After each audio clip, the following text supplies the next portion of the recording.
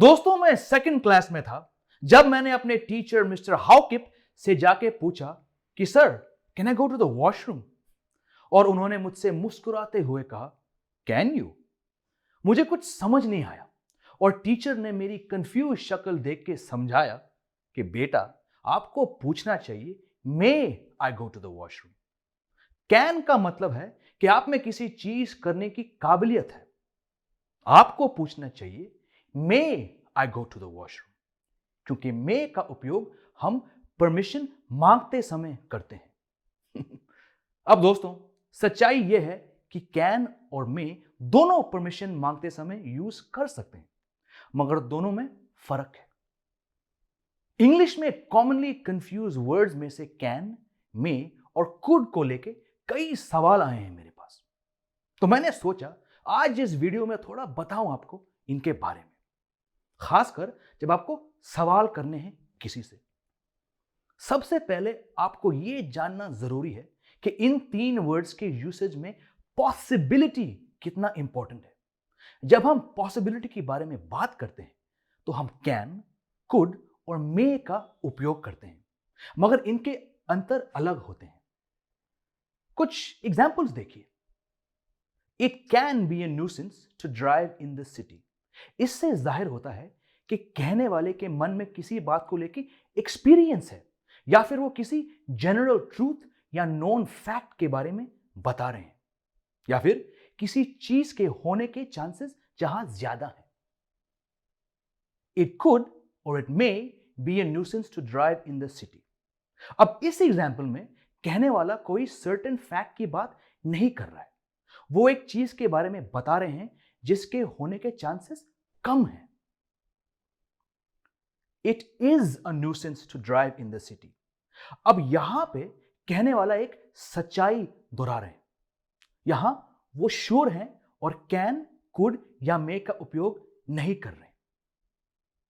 अगर प्रेजेंट की बात करें तो कुड से इजहार होता है किसी चीज के कम चांसेस और कैन से ज्यादा chances.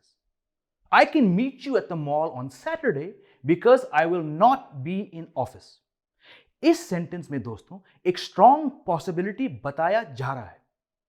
I could meet you at the mall on Saturday because I will probably be in office only during the first half. इस सेंटेंस में कम पॉसिबिलिटी है मिलने की। समझ गए डिफरेंस? अब चलते हैं परमिशन पे।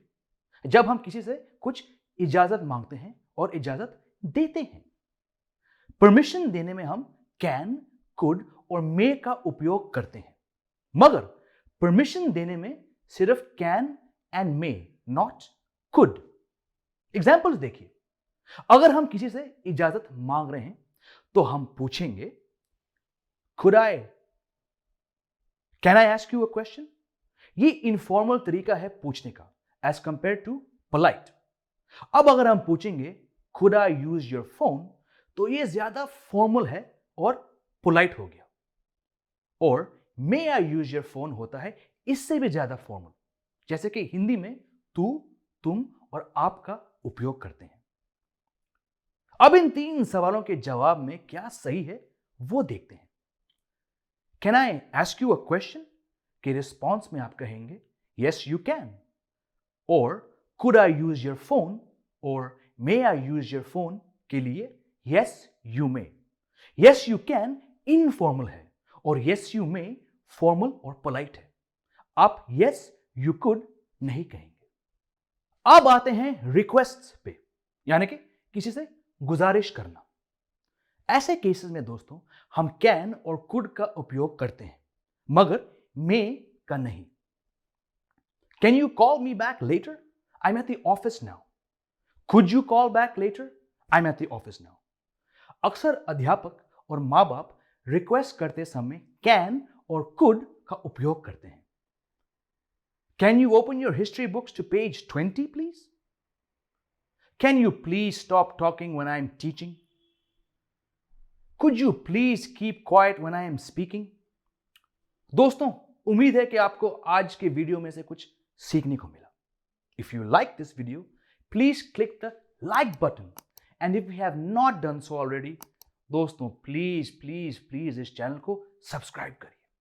अंटिल नेक्स्ट टाइम, जय हिंद, वंदे मातरम।